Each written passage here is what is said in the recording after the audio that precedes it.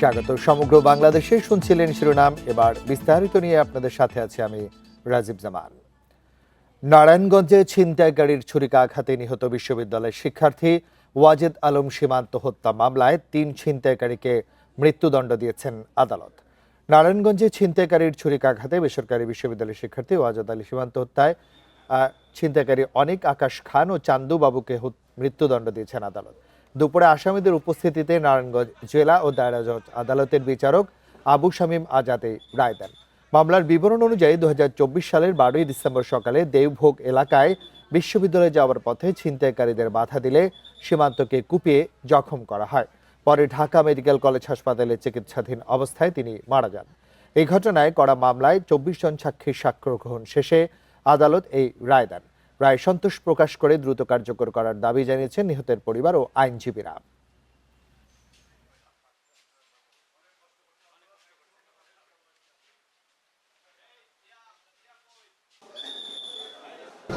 আমরা এই রায়ের মাধ্যমে বিজ্ঞ আদালতের কাছে সন্তুষ্টি প্রকাশ করছি এবং কর্তৃপক্ষের সন্তুষ্টি কামনা করছি। বর্তমান প্রধানমন্ত্রীর কাছে আমার আকুল আবেদন, যাতে এই রায়টা কার্যকারিতা থাকে, এটুকু আমার অনুরোধ। মৌসুমী নিম্নচাপের প্রভাবে দেশের বিভিন্ন জেলায় থেমে থেমে বৃষ্টি হচ্ছে। সকাল থেকে গুড়ি গুড়ি আবার কখনো মাঝারি বৃষ্টি হতে দেখা যায়। গত 24 ঘন্টায় বরিশালে 82.7 মিলিমিটার বৃষ্টিপাত রেকর্ড করা হয়েছে। বৃষ্টির কারণে ভোগান্তিতে পড়েন অফিসগামী যাত্রী ও শিক্ষার্থীরা। পটুয়াখালীতে টানা বৃষ্টিতে চরম ভোগান্তিতে পড়েন নিম্ন আয়ের মানুষ। মৌসুমী নিম্নচাপের কারণে উত্তাল কুয়াকাটা সংলগ্ন বঙ্গোপসাগর। আবহাওয়া অধিদপ্তর জানিয়েছে, দেশের সমুদ্র বন্দরগুলোকে 3 নম্বর সতর্ক সংকেত দেখাতে বলা হয়েছে। মাছ ধরার ট্রলারগুলোকে উপকূলের কাছাকাছি থেকে সাবধানে চলাচল করতে বলা হয়েছে।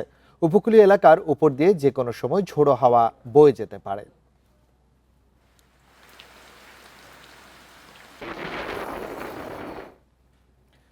সকালে 3 ঘন্টার ভারী বৃষ্টিতে আবারও জলাবদ্ধতার কবলে চট্টগ্রাম নগরীর বেশ কিছু এলাকা। নগরীর নিচু এলাকাগুলো তলিয়েছে হাঁটু থেকে কোমর সমান পানিতে। এতে চরম দুর্ভোগে পড়েন নগরবাসী। সময়মতো নর্দমা পরিষ্কার না করা এবং অপরিকল্পিত নগরায়নকে দুষছেন তারা। চট্টগ্রাম নগরীতে সোমবার ভোর থেকে শুরু হয় বিরামহীন বৃষ্টি, যা চলে টানা 3 ঘন্টা। সোমবার সকাল 9টা পর্যন্ত 189 মিলিমিটার বৃষ্টিপাত রেকর্ড করেছে আবহাওয়া অফিস। আর তাতেই নগরীর আগ্রাবাদ, পাঁচলাইশ, কাতালগঞ্জ ও হালিশহরের বিভিন্ন নিচু এলাকায় পানি জমে। কোথাও হাঁটু পানি, আবার কোথাও কোমর পর্যন্ত পানি জমেছে রাস্তায়। সড়ক আর পাশের নালা মিলেমিশে একাকার। এতে ভোগান্তি চরমে ওঠে এসব এলাকার বাসিন্দাদের। যারা নানা কাজে পথে নামতে বাধ্য হয়েছেন, তারাই নাকাল হয়েছেন। রাস্তায় জমা পানিতে আটকে যায় অনেক যানবাহনও।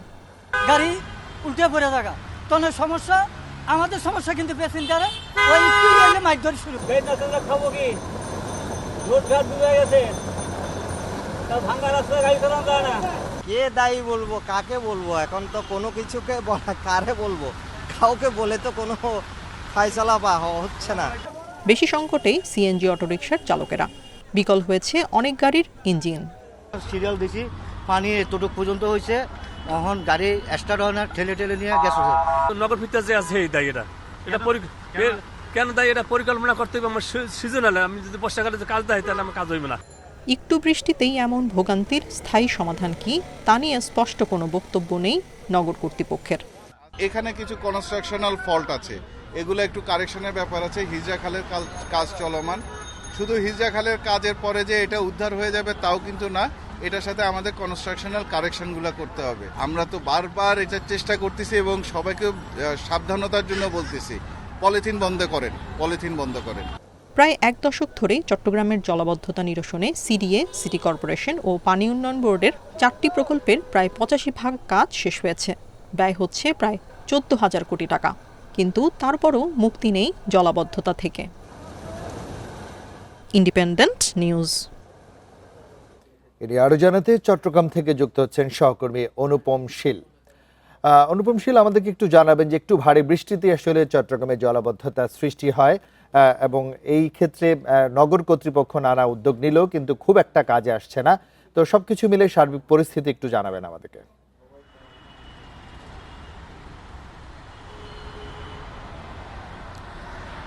সর্বশেষ যে পরিস্থিতি বা সামগ্রিকভাবে গত এক দশক ধরে চট্টগ্রামের জলাবদ্ধতাকে ঘিরে যে জলাবদ্ধ নিরসন প্রকল্পের যে পরিস্থিতি, সেটি আমাদের একটু আগে যে খবরটি আমরা শুনছিলাম তার শেষ লাইনেই বলা আছে, অর্থাৎ প্রায় 14,000 কোটি টাকা ব্যয় অনেকটাই শেষ হওয়ার পথে এবং 4টি প্রকল্প, এই 4টি প্রকল্প একই সাথে বাস্তবায়ন করছে পানি উন্নয়ন বোর্ড, চট্টগ্রাম সিটি কর্পোরেশন এবং চট্টগ্রাম উন্নয়ন কর্তৃপক্ষ।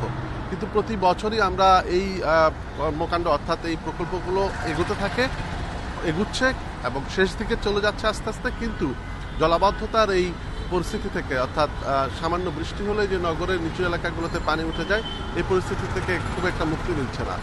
আমরা দেখছি যে ডিউরেশন বা এই জলাবদ্ধতা পরিস্থিতির দীর্ঘ সময়টা হয়তো কিছু ক্ষেত্রে কমে আসছে, কিন্তু আবার এক এক সময় নতুন নতুন অনেক জায়গা জলাবদ্ধতার শিকার হচ্ছে। বিশেষ করে আজকে আমরা চট্টগ্রামের জামাল খান এলাকায় যে ধরনের পানি দেখেছি, এটি কিন্তু চলতি বছর অন্যান্য সময় অর্থাৎ গত সময়ের বৃষ্টিতে আমরা দেখিনি। ঠিক একই রকমভাবে চকবাজার, হালিশহর বা আগ্রাবাদের নিচু এলাকাগুলোর কথা তো আছেই, এবং ইতিমধ্যে নিচু এলাকাগুলোর অনেক শিক্ষা প্রতিষ্ঠান তাদেরকে বন্ধ ঘোষণা করতে তারা অনেকটা বাধ্য হয়েছে। অফিস আদালতে মানুষ যারা গেছেন তারা তো ভোগান্তিতে পড়েছেনই, সেটা আমরা একটু আগে খবরও যেমনটা শুনলাম।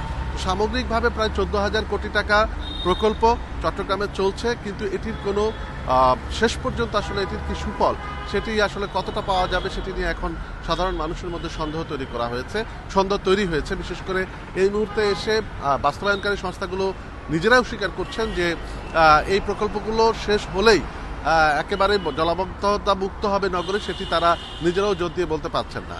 আর এটির মধ্যে চট্টগ্রামের নগরবাসীরও কিছু দায় যে নেই সেটি বলা যাবে না, নগরবাসীরও যথেষ্ট দায় আছে। কারণ আমরা দেখছি যে সমস্ত খাল নালা দিয়ে এই সমস্ত বৃষ্টির পানি নেমে যায়, সেগুলো একেবারে বিভিন্ন ধরনের আবর্জনায় পূর্ণ থাকে এবং এই আবর্জনাগুলো নগরবাসী ফেলে। আমরা দেখেছি যে একেবারে সোফা সেট থেকে শুরু করে ছোটখাটো যে কোনো আবর্জনা, এই বিছানা বড় বড় বিছানা, নানা ধরনের এই সমস্ত আবর্জনা কিন্তু নালায় অবলীলায় ফেলে দিচ্ছেন নগরবাসী। এটি নিয়ে খুব একটা বেশি তাদের মধ্যে সতর্কতা নেই, তাদের মধ্যে সচেতনতাও নেই, যদিও নগর কর্তৃপক্ষ বলছেন যে তারা চেষ্টা করছেন নগরবাসীকে সচেতন করার। তবে সামগ্রিকভাবে জলাবদ্ধতা থেকে মুক্ত হতে হলে বিশেষজ্ঞরা যেটি বলছেন, নগরবাসীকেও এগিয়ে আসতে হবে, পাশাপাশি এই খাল নালাগুলোকে নিয়মিত একটি তদারকির মধ্যে অর্থাৎ পরিষ্কার অভিযানের মধ্যে রাখতে হবে। চট্টগ্রাম থেকে জলাবদ্ধতা নিয়ে সবশেষ তথ্য জানাচ্ছিলেন আমাদের সহকর্মী অনুপম শীল। ঢাকা চট্টগ্রাম মহাসড়ক 3 বছর ধরে সিসি ক্যামেরায় নিয়ন্ত্রিত, এবার সেখানে যুক্ত হচ্ছে এআই। মঙ্গলবার এই কার্যক্রমে উদ্বোধন করবেন স্বরাষ্ট্রমন্ত্রী। পুলিশ বলছে মহাসড়কের প্রায় 250 কিলোমিটার এআই নজরদারিতে আসবে। ট্রাফিক আইন ভাঙলে অপরাধীকে দ্রুত শনাক্ত ও জরিমানা আদায় করা যাবে। ঢাকা থেকে চট্টগ্রাম সবচেয়ে গুরুত্বপূর্ণ মহাসড়ক। 2023 সালে চুরি ডাকাতি রোধে বসানো হয় 1427টি সিসি ক্যামেরা। খরচ হয় 152 কোটি 56 লাখ টাকা। 250 কিলোমিটার মহাসড়কের দুই পাশে 7 শতাধিক ক্যামেরায় সংযোজন করা হচ্ছে এআই প্রযুক্তি। হাইওয়ে পুলিশ বলছে মহাসড়কে শৃঙ্খলা ফেরাতে ও নিরাপত্তা নিশ্চিতে এই পদ্ধতি চালু করা হচ্ছে। একই সাথে কার্যকর করা হচ্ছে স্বয়ংক্রিয় জরিমানার পদ্ধতি। উল্টো পথে গাড়ি যাতায়াত এবং গাড়ির ফিটনেসবিহীন গাড়ি চলাচল, রেজিস্ট্রেশন, এগুলো অনেকগুলো আমরা আমাদের যে প্রযুক্তি আছে আমাদের এই ক্যামেরাগুলোর একেবারে এআই ক্যামেরা সমৃদ্ধ প্রযুক্তি, লেটেস্ট সর্বাধুনিক প্রযুক্তি এই ক্যামেরাগুলোতে আছে। তো আমরা এগুলোর মাধ্যমে এই অপরাধগুলো আমরা নিয়ন্ত্রণ করতে পারি। যোগাযোগ বিশেষজ্ঞরা বলছেন শুধু ক্যামেরা বসালে বা এআই প্রযুক্তি যুক্ত হলেই শৃঙ্খলা ফিরবে না। মহাসড়কে চলতে দেওয়া যাবে না অটোরিকশা, থাকা উচিত আলাদা সার্ভিস লেন। সমস্যাটা হচ্ছে যে আমাদের অবৈধ যানবাহন, ঢাকা চট্টগ্রাম মহাসড়ক, কিন্তু আমরা এই মহাসড়কে দেখছি ধীরগতির যানবাহন চলছে, তাদের তো আসলে নিবন্ধন নাই, নাম্বার প্লেট নাই। তো সেই জায়গায় একটা আমাদের দুর্বলতা আছে বলে আমি মনে করি। তো সেই জায়গায় আমি বলবো যে আসলে ঢাকা চট্টগ্রামে দ্রুত আসলে সার্ভিস লেনটা চালু করতে হবে। সার্ভিস লেন বাস্তবায়ন করে ধীরগতি যানবাহনকে যখন আলাদা করবেন, তখন এআই ক্যামেরা তার যে ফাংশনালিটি, তার যে কর্মদক্ষতা, এটা অনেক বেড়ে যাবে। 10 বছরে ঢাকা চট্টগ্রাম মহাসড়কে রপ্তানি পণ্য চুরির অন্তত 200টি ঘটনা ঘটেছে। পুলিশের দাবি, ডিজিটাল নজরদারি বাড়লে এ ধরনের অপরাধ কমবে। আল আমিন হোসেন, ইন্ডিপেন্ডেন্ট নিউজ, ঢাকা। ঢাকা চট্টগ্রাম মহাসড়ক 3 বছর ধরে সিসি ক্যামেরায় নিয়ন্ত্রিত, এবার সেখানে যুক্ত হচ্ছে এআই ক্যামেরা। আর জানাতে কুমিল্লা থেকে যুক্ত হচ্ছেন সহকর্মী তানভীর খন্দকার। তানভীর, যেমনটা আমরা জানাচ্ছিলাম যে ঢাকা চট্টগ্রাম মহাসড়কে তো আগে থেকেই সিসি ক্যামেরা নিয়ন্ত্রণ রয়েছে, এখন প্রায় 250 কিলোমিটারে এআই ক্যামেরা বসতে যাচ্ছে, আগামীকাল উদ্বোধনও করবেন স্বরাষ্ট্রমন্ত্রী। তো সবকিছু মিলে আসলে শৃঙ্খলা বা দুর্ঘটনা কতটুকু নিয়ন্ত্রণে আসবে বলে সংশ্লিষ্টরা মনে করছেন? ঢাকা চট্টগ্রাম মহাসড়ক বাংলাদেশের অর্থনীতির লাইফলাইন। এই লাইফলাইন যত বেশি সুরক্ষিত হবে, বাংলাদেশের অর্থনীতিও তত বেশি সুরক্ষিত হবে। আমরা জানি যে গত 2.5 বছর ধরে এই মহাসড়ককে নিরাপত্তা দিতে সিসি ক্যামেরা বসানো হয়েছিল, কিন্তু দুঃখজনক হলেও সত্য যে এই সিসি ক্যামেরাগুলো কিন্তু বিভিন্ন সময় চুরি হয়েছে, নষ্ট হয়েছে বলে আমরা খবর পেয়েছি। কিন্তু সাম্প্রতিক সময়ে যে এইসব সিসি ক্যামেরার পাশাপাশি এআই ক্যামেরার যে সংযোজন হলো, সেটি আসলে মানুষের মধ্যে এক ধরনের আশা সঞ্চার করছে। অর্থাৎ এই পথ ধরে যারা আসলে ব্যবসায়িক পণ্য আনা নেওয়া করেন বা যাত্রীবাহী পরিবহনগুলো আসা যাওয়া করে, তাদের মধ্যে কিন্তু একটি আশার সঞ্চার হয়েছে যে পুরনো যে নিরাপত্তার যে বিষয়টি সেটি আসলে আবার সুরক্ষিত হবে। আর সেখানে এখন যেটি হচ্ছে যে এআই ক্যামেরার দ্বারা স্বয়ংক্রিয়ভাবে যারা আসলে ট্রাফিক আইন মানবেন না তাদের বিরুদ্ধে ব্যবস্থা নেওয়া হবে, সেই বিষয়টি কিন্তু পুলিশের পক্ষ থেকে বলা হয়েছে। কিন্তু তেমনিভাবে প্রশ্ন উঠেছে যে যেসব যানবাহনের আসলে নাম্বার প্লেট নেই, আসলে তাদেরকে কিভাবে নিয়ন্ত্রণ করা হবে, সে বিষয়ে আসলে আমরা জানতে চেয়েছিলাম কুমিল্লার হাইওয়ে পুলিশ সুপারের কাছে। তিনি যেটি বলছেন যে আপাত দৃষ্টিতে দেখা যাচ্ছে যে এআই ক্যামেরা দিয়ে সাধারণত যেসব নাম্বার প্লেটগুলো যে এই ক্যামেরাগুলো আসলে শনাক্ত করতে পারে তাদের বিরুদ্ধে ব্যবস্থা নেওয়া হচ্ছে। তার পাশাপাশি যারা আসলে সেখানে আইন অমান্য করবেন তাদের বিরুদ্ধেও কিন্তু ব্যবস্থা নেওয়ার জন্য তারা সার্বক্ষণিক পর্যবেক্ষণ করবেন। কারণ এই ক্যামেরার যে মনিটরিং সেল আছে সেখান থেকে মূলত এই হাইওয়ে পুলিশকে নির্দেশনা দেওয়া হবে যে আসলে কোন জায়গায় কোন ধরনের অনিয়ম হচ্ছে। আর আমরা জানি যে ঢাকা চট্টগ্রাম মহাসড়ক শুধুমাত্র যে দিনের বেলা অতিরিক্ত যানবাহন চলাচল করে সেটি নয়, রাতের বেলাও কিন্তু এই মহাসড়ক কিন্তু বিভিন্ন সময় অনিরাপদ হয়ে ওঠে। ডাকাতি, ছিনতাই সহ বিভিন্ন ঘটনা কিন্তু প্রতিনিয়তই ঘটছে। তো সেক্ষেত্রে সাধারণ মানুষের এবং যাত্রীদের যে একটি চাহিদা সেটি হচ্ছে যে রাতের বেলাও যেন এই ক্যামেরার যে নজরদারি সেটি সম্পূর্ণভাবে সচল থাকে। শুধুমাত্র নির্ধারিত কিছু সময়ের জন্য না হয়ে যদি সার্বক্ষণিক এই ক্যামেরাগুলোর দ্বারা মহাসড়ককে মনিটরিং করা হয় তাহলে কিন্তু এই মহাসড়ক নিশ্চিতভাবে নিরাপদ থাকবে। আর যে বিষয়টি আসলে পুলিশের পক্ষ থেকে বলা হচ্ছে যে সাধারণত ম্যানুয়ালি ট্রাফিক নিয়ন্ত্রণ করতে গেলে বা বিভিন্ন আইনগত ব্যবস্থা নিতে গেলে বিভিন্ন সময় ক্ষেপণ হয় বা মামলা দিতে গেলে চালকদের সাথে আসলে পুলিশের একটি বাদানুবাদ হয়, সেই বিষয়টি কিন্তু এখন আর থাকবে না। স্বয়ংক্রিয়ভাবে যে আইন অমান্য করে তার বিরুদ্ধে ব্যবস্থা নেওয়া হবে এবং তাকে সেই তানভীর, আপনাকে অনেক ধন্যবাদ। প্রবাসে ভাগ্য বদলের স্বপ্নকে পুঁজি করে সিলেটে প্রতারণা চালিয়ে যাচ্ছে 1000-এর বেশি ভুয়া রিক্রুটিং এজেন্সি ও দালাল চক্র। টাকা নিয়ে ভিসার ব্যবস্থা না করে এবং অফিস গুটিয়ে পালানো এবং ভুয়া ভিসার মতো ঘটনাও ঘটছে প্রায়শই। প্রতারিত হলে দ্রুত আইনি পদক্ষেপ নেওয়ার পরামর্শ আইনজীবীদের। অভিযোগ পেলে ভুয়া এজেন্সি ও দালালের বিরুদ্ধে অভিযান ও আইনি ব্যবস্থা নেওয়া হচ্ছে জানিয়েছে প্রশাসন। ভাইসহ পরিচিত 4 জনকে বিদেশে পাঠাতে ট্রাভেল জোন নামের এক প্রতিষ্ঠানকে টাকা দেন সিলেটের বাসিন্দা চৌধুরী মুশফিক মনিম। কিছুদিন পর জানানো হয় সবার ভিসা হয়েছে, তবে কাগজপত্র যাচাইয়ের পর ধরা পড়ে ভিসাগুলো ভুয়া। এদিকে 78 লাখ টাকা হাতিয়ে নেয় প্রতিষ্ঠানটি। প্রতারণার অভিযোগে ট্রাভেল জোনের মালিক নুরুল মুস্তাফা চৌধুরীর বিরুদ্ধে মামলা করেন মুশফিক। পরে তাকে গ্রেপ্তার করে পুলিশ। 7-8 মাসের উপরে চলে গেছে অলমোস্ট। তখন আমি ওনাকে আবার যখন গত কয়েকদিন আগে জিজ্ঞেস করলাম যে ভাই আমার টাকা পয়সাটা কী করবেন, টাকাটা দেন আপনি ফিরে, তখন উনি বলতেছে আমি এখন টাকা দিতে পারবো না, আপনার কাছে ডকুমেন্ট আছে, আপনি মামলা করেন। তখন গিয়ে আমি মামলাটা করছি। বিদেশে পাঠানোর নামে কোটি টাকা হাতিয়ে নেওয়ার অভিযোগে সম্প্রতি এমএক্স নামের আরেকটি প্রতিষ্ঠানের বিরুদ্ধেও আইনি ব্যবস্থা নেওয়া হয়েছে। সংশ্লিষ্টরা বলছেন সিলেটে বৈধ এজেন্সির সংখ্যা 200 হলেও অবৈধ এজেন্সি আছে আরও 1000। টাকা দেওয়ার আগে প্রতিষ্ঠানের অনুমোদন যাচাই এবং প্রতারণার শিকার হলে দ্রুত আইনি পদক্ষেপ নেওয়ার পরামর্শ আইনজীবীদের। মানুষ যে প্রতারিত হওয়ার মেইন কারণ যেটা এই যে লাইসেন্সবিহীন এজেন্সির সাথে চুক্তি করাটা, তদারকি প্রতিষ্ঠান যারা আছে আপনার সংশ্লিষ্ট মন্ত্রণালয়, তাদের এই বিষয়ে নজর দেওয়াটা খুবই জরুরি। বিদেশে পাঠানোর নামে প্রতারণার অভিযোগ গুরুত্বের সাথে দেখা হচ্ছে বলে জানিয়েছে পুলিশ।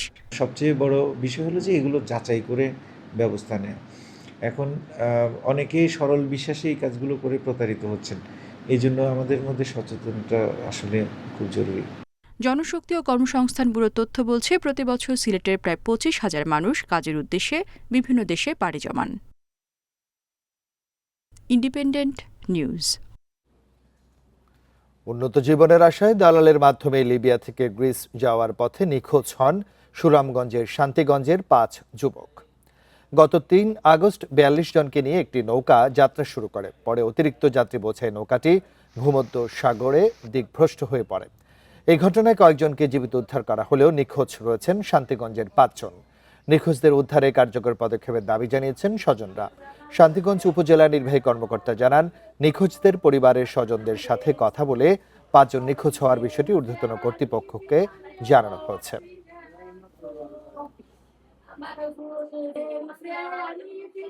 3 তারিখ গেমর পরে আর মার সাথে কোনো যোগাযোগ নাই। মনে হলো আজকে 15 দিন হয়েছে না, 15 দিনে গেছি। আজকে 15 দিন ধরে আমার বাইরে খোঁজ খবর পাইলাম না। আপনারা পাইয়া তখন আপনারা কিছু কইবা, আমার বাইরে পাইলে জানাইবা আপনারা।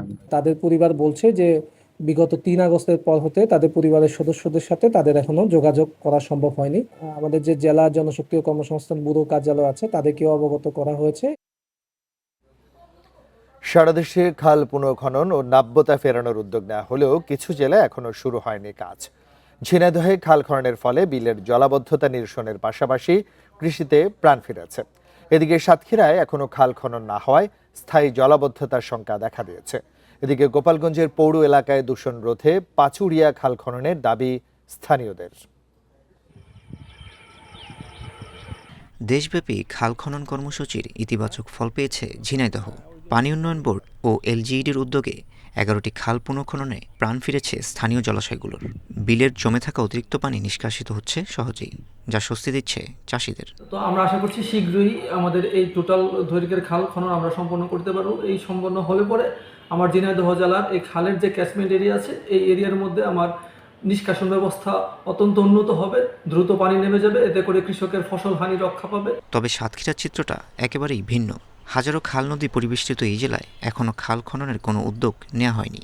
দীর্ঘদিন পলি জমে ভরাট খালগুলো, তাই সামান্য বৃষ্টিতেই তৈরি হচ্ছে জলাবদ্ধতা, ব্যাহত হচ্ছে চাষাবাদ। পানি উন্নয়ন বোর্ড প্রেরণ করা হয়েছে এবং আমাদের বোর্ড পর্যায়ে একটি কমিটি, টেকনিক্যাল কমিটি কাজ করছে।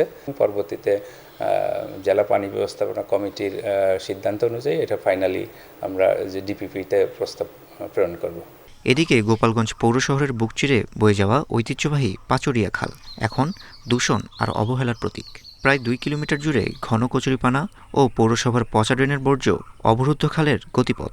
দুর্গন্ধ আর মশা মাছের উপদ্রবে ডেঙ্গু ও পানিবাহিত রোগের ঝুঁকিতে শহরবাসী। এই খালে গোপালগঞ্জ পৌরসভা নিয়মিতই পরিষ্কার পরিচ্ছন্নতা অভিযান চালায়। ইদানিং আবার সেখানে কচুরিপানা জমা হয়েছে। তো আমরা আমাদের যারা পরিচ্ছন্নতা কর্মী আছে তাদেরকে দিয়ে আমাদের নিয়মিত কাজের অংশ হিসেবেই এগুলো আবার অপসারণ করে দেব।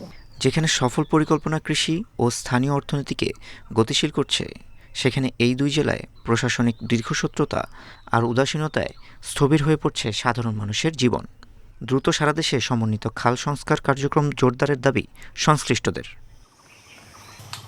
মাহির সাজিদ, ইন্ডিপেন্ডেন্ট নিউজ।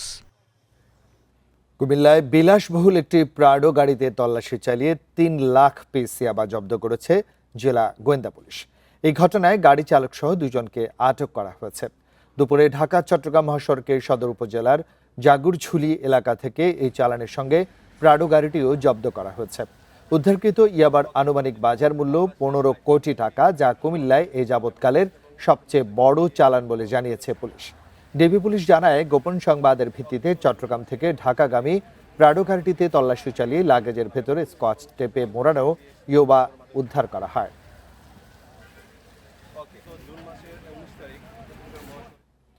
দুবাই থেকে আসা বাংলাদেশ বিমানের ফ্লাইটে তল্লাশি চালিয়ে বিপুল পরিমাণ বিদেশি সিগারেট ও আইফোন জব্দ করেছে চট্টগ্রাম শাহ আমানত আন্তর্জাতিক বিমানবন্দর কর্তৃপক্ষ। সকাল 9টা 20 মিনিটের দিকে BG 148 ফ্লাইটের যাত্রীদের ব্যাগেজে অভিযান চালানো হয়। এ সময় 3 যাত্রীর ব্যাগেজ থেকে উদ্ধার করা হয় 782 কার্টন বিদেশি সিগারেট ও 13টি আইফোন। এরপর ব্যাগেজ বেল্ট এলাকায় পরিত্যক্ত অবস্থায় পাওয়া যায় আরও 1020 কার্টন সিগারেট। সব মিলিয়ে জব্দ করা হয়েছে 1802 কার্টন বিদেশি সিগারেট। বিমানবন্দর কর্তৃপক্ষ জানায়, জব্দ সিগারেটের আনুমানিক মূল্য 36,04,000 টাকা আর 13টি আইফোনের বাজার মূল্য প্রায় 15 লাখ টাকা। জব্দ করা পণ্য চট্টগ্রাম কাস্টমস হাউসের হেফাজতে রাখা হয়েছে। পণ্য বহনের ঘটনায় 3 যাত্রীকে সতর্ক করে ছেড়ে দিয়েছে বলে জানিয়েছে বিমানবন্দর কর্তৃপক্ষ।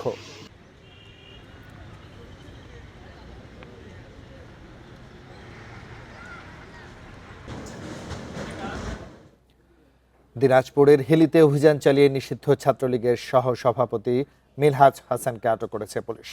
ভোরাতে হিলির খট্টম মাধবপাড়া এলাকায় অভিযান চালিয়ে তাকে আটক করা হয়। হাকিমপুর থানার ভারপ্রাপ্ত কর্মকর্তা জাকির হোসেন জানান, যারা সরকারের বিরুদ্ধে বিভিন্ন ধরনের কর্মকাণ্ডে লিপ্ত হওয়ার চেষ্টা করছে তাদের বিরুদ্ধে অভিযান অব্যাহত রয়েছে। জনমনে বিভ্রান্তি এবং সাধারণ মানুষ যাতে কোনো ক্ষয়ক্ষতি না হয় এই জন্য আইনশৃঙ্খলা বাহিনী কাজ করছেন। এছাড়া মাদক বিরোধী অভিযান চালিয়ে আরও 2 জনকে আটক করা হয়েছে।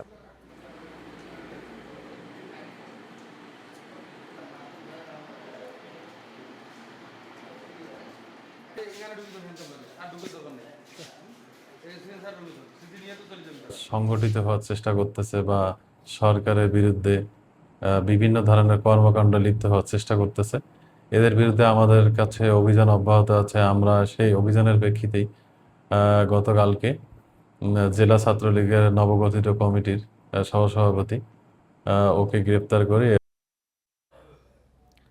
টাঙ্গাইল পৌর শহরে খাদ্যে নিষিদ্ধ কেওড়া জল ব্যবহার, বাসি খাবার রাখা এবং অস্বাস্থ্যকর পরিবেশে খাদ্যপণ্য প্রস্তুতের দায়ে 3 প্রতিষ্ঠানকে 1 লাখ টাকা জরিমানা করেছে জাতীয় ভোক্তা অধিকার সংরক্ষণ অধিদপ্তর। সকালে জেলা কার্যালয়ের সহকারী পরিচালক আসাদুজ্জামান রুমেলের নেতৃত্বে এই অভিযান পরিচালিত হয়। অভিযানে শ্রীকৃষ্ণ নিরামিষ ভোজনালয়কে ফ্রিজে বাসি খাবার ও ক্ষতিকর কেওড়া জল রাখায় 20,000 টাকা এবং খাঁটি ইন্দুটি 2 ঘরকে কাঁচা মাংসের সাথে রান্না করা খাবার সংরক্ষণের দায়ে 10,000 টাকা জরিমানা করা হয়। এছাড়া গোপাল মিষ্টান্ন ভাণ্ডারের নোংরা পরিবেশে ঘি রাখা ও দইয়ের পাত্রে মেয়াদ টেম্পারিং এর প্রমাণ মেলায় 70,000 টাকা জরিমানা আদায় করা হয়। জনস্বার্থে এই ধরনের তদারকিমূলক অভিযান অব্যাহত থাকবে বলে জানিয়েছে ভোক্তা অধিকার সংরক্ষণ অধিদপ্তর।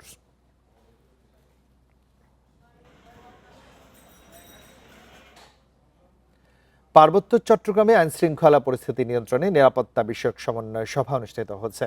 দুপুরে খাগড়াছড়ি সেনা রিজিয়নের সম্মেলন কক্ষে রিজিওনাল ইন্টেলিজেন্স কমিটির সভার আয়োজন করা হয়। সভায় বিগত সময়ে নিরাপত্তা পরিস্থিতি সুষ্ঠু রাখতে আইনশৃঙ্খলা বাহিনীর সমন্বিত উদ্যোগ ইতিবাচক প্রভাব রেখেছে দাবি করে বক্তারা বলেন, আসন্ন সেপ্টেম্বর মাসে যেন স্বার্থান্বেষী মহল কোনো সুযোগ নিতে না পারে সে লক্ষ্যে নজরদারি বাড়ানোর পাশাপাশি নিশ্ছিদ্র নিরাপত্তা ব্যবস্থা জারি থাকবে। হিন্দু ধর্মাবলম্বীদের শারদীয় দুর্গাপূজা উৎসব মুখর করতে এবং পর্যটকদের নিরাপত্তা সহ সার্বিক আইনশৃঙ্খলা স্বাভাবিক রাখতে কর্মপরিকল্পনা নেওয়া হয় এই সভায়।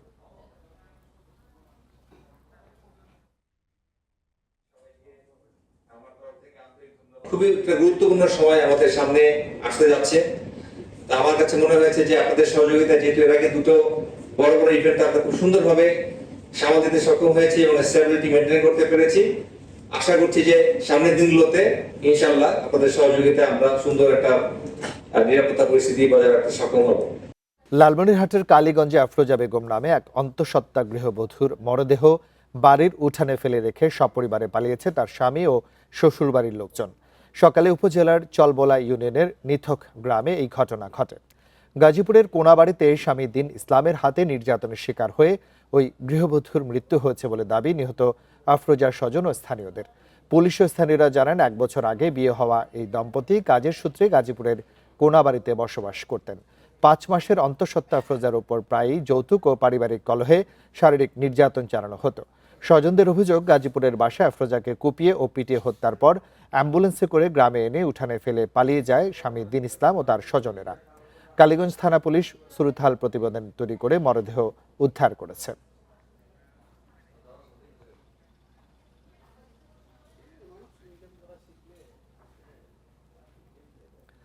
নারায়ণগঞ্জের রূপগঞ্জে এশিয়ান হাইওয়ে সড়কের আন্ডারপাসের দাবিতে বিক্ষোভ করে স্থানীয়রা।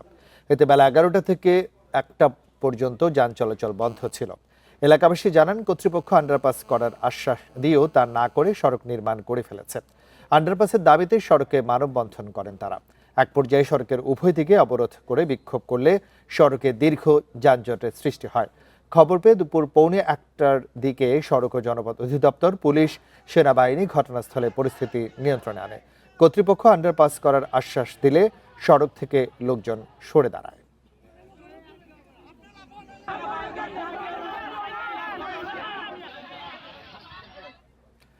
আধুনিক করতে প্রায় 2.5 কোটি টাকা ব্যয়ে মাগুরার ঐতিহ্যবাহী ভাবনহাটি বাজারে নির্মাণ হয়েছিল দোতলা ভবন। কিন্তু নির্মাণ শেষ হওয়ার 2 বছর পরেও দোকান বরাদ্দ না হওয়ায় এখনো চালু হয়নি ভবনটি। অবহেলা আর প্রশাসনিক জটিলতায় সরকারি স্থাপনাটি পরিণত হচ্ছে মাদকসেবী ও বখাটেদের আড্ডাখানায়। ব্রিটিশ আমল থেকে মাগুরা সদরের মঘি ইউনিয়নের ভাবনহাটি বাজার পুরো অঞ্চলের অন্যতম ঐতিহ্যবাহী বাণিজ্য কেন্দ্র। বাজারটিকে আধুনিক করতে 2020-21 অর্থবছরে প্রায় 2,45 লাখ টাকা ব্যয়ে নির্মাণ করা হয় দোতলা ভবন। 2024 সালের এপ্রিলে নির্মাণ কাজ শেষে ভবনটি উপজেলা প্রশাসনের কাছে হস্তান্তর করা হয়, তবে সেখানে এখনও দোকান বরাদ্দ হয়নি। ফলে ফাঁকা পড়ে আছে দোকানঘর, সিঁড়ি বারান্দায় জমেছে ময়লা আবর্জনা, দেখা দিয়েছে ফাটল। রাতে ভবনটি পরিণত হয় মাদকসেবী ও বখাটেদের আড্ডাখানায়। খুব বড় মুকাম এটা, বড় একটা ভবনের জায়গা হয়েছে সরকারিভাবে, হওয়ার পরে পড়ে আসছে অকাজে। বিল্ডিংটা এখনো চালু হয়নি, অথচ এমনি সব জনগণ বসে বসে থাকে, বিল্ডিংটা ফাটে নষ্ট হয়ে যাচ্ছে। বিল্ডিংটা যদি সরকারের তরফ থেকে প্রশাসন ছাড়ে দেয় তাহলে আমাদের বাজারে খুব উন্নয়নমূলক কাজ হবে। ভবনটি হস্তান্তরের পর দোকান বরাদ্দ, রাজস্ব আদায় ও ভবন পরিচালনার সার্বিক দায়িত্ব উপজেলা প্রশাসনের, বলছে এলজিইডি। নির্বাচন কাজ সমাপ্ত করেছি, সমাপ্ত করে ঠিকাদার কাছ থেকে আমরা বুঝে নিয়ে আমরা উপজেলা নির্বাহী অফিসারের মাধ্যমে এটা হস্তান্তর করছি জেলা প্রশাসনের কাছে। এখন জেলা প্রশাসন এটা আমার জানা মতে এটা লিজ দিতে হবে, লিজ দেওয়ার প্রক্রিয়াধীন আছে। সরকার পরিবর্তন ও নির্বাচন সংক্রান্ত ব্যস্ততার কারণে বিষয়টি গুরুত্ব দিয়ে দেখা সম্ভব হয়নি বলছে প্রশাসন। বাজার কমিটির সাথে আলোচনা করে দ্রুত দোকান বরাদ্দের উদ্যোগ নেয়ার আশ্বাস উপজেলা প্রশাসনের। নির্বাচনের ব্যস্ততার কারণে এবং এই বাজার বিষয়ে কোনো বরাদ্দ বা অন্য কোনো কার্যক্রম গ্রহণ করা হয়নি। আইন অনুসারে বিধিবিধান মোতাবেক বাজারটিতে যে ঘরগুলো রয়েছে, যে দোকানগুলো রয়েছে, সেগুলোর সার্বিক ব্যবস্থাপনার যথাযথ উদ্যোগ গ্রহণ করব।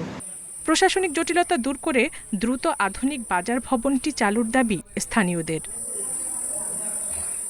Independent news.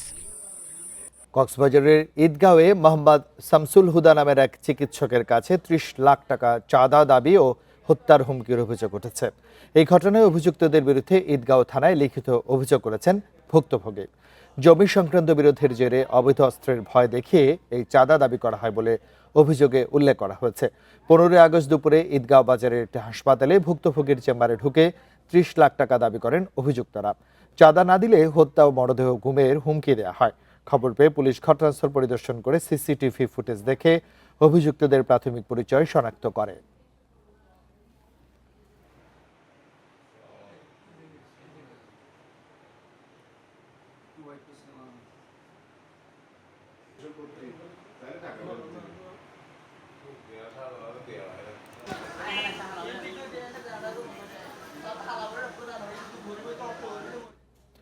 অবকাঠামো সংকট ও জনবলের অভাবে বগুড়া বিআরটিএ অফিসে গাদাগাদি করে চলছে কার্যক্রম।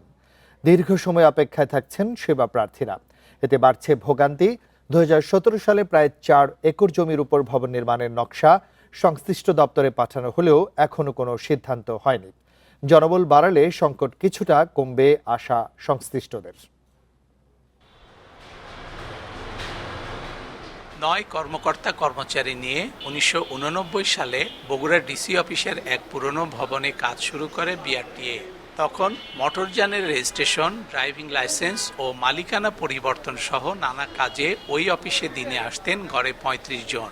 বর্তমানে প্রতিদিন সেবা নেন 5 শতাধিক মানুষ। প্রয়োজনীয় লোকবলের অভাবে দীর্ঘ লাইনে ভোগান্তির অভিযোগ সেবা প্রার্থীদের। নিজস্ব ভবন না থাকার কারণে এনারা নিজেরাও, অনেকেই লোক থাকা সত্ত্বেও এনাদের বসার জায়গা নেই, এনারা কাজ করতে পারতেছে না। আর আমি 2 ঘন্টা যাবৎ এইখানে লাইনে দাঁড়ানোর পরে এখন পর্যন্ত আমি ফিঙ্গার দিতে পারি নাই। রাস্তার ধারে গাড়ি সাইড করে ওনারা 1:30টার দিকে আসার কথা বলছে, আসলে পরে আমাদেরকে ফিটনেসের কাগজ সই করা হবে। তো এর জন্যে এখানে যানজট সৃষ্টি। জনদুর্ভোগ কমাতে 2014 সালে লোকবল বাড়ানোর পাশাপাশি নিজস্ব ভবন নির্মাণের উদ্যোগ নেওয়া হয়।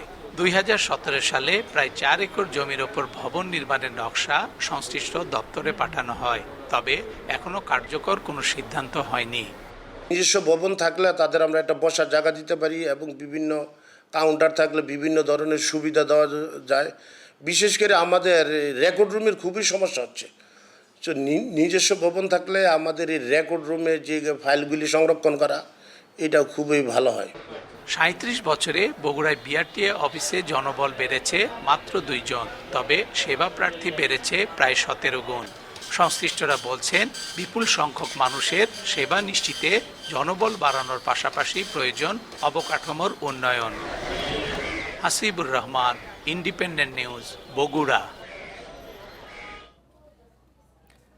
পর্যটকদের কাছে জনপ্রিয় হয়ে উঠেছে ঠাকুরগাঁও পীরগঞ্জের কলিযুগ পদ্মবিল। এই বিলে ফুটে থাকা রাশি রাশি সাদা পদ্ম যেন প্রকৃতিকে সাজিয়েছে নতুন এক রূপে। এর প্রাকৃতিক সৌন্দর্য উপভোগ করতে প্রতিদিন দূর দূরান্ত থেকে ছুটে আসছেন দর্শনার্থীরা। ঠাকুরগাঁও জেলা শহর থেকে প্রায় 40 কিলোমিটার দক্ষিণে পীরগঞ্জ উপজেলার কলিযুগ বিল। আষাঢ় থেকে কার্তিক মাস পর্যন্ত পুরো বিল জুড়ে ফুটে থাকে অসংখ্য সাদা পদ্ম। এই বিলে পরিবার পরিজন, বন্ধু বান্ধব নিয়ে ভিড় জমান প্রকৃতিপ্রেমীরা। স্মরণীয় মুহূর্ত ধরে রাখতে অনেকেই তোলেন ছবি।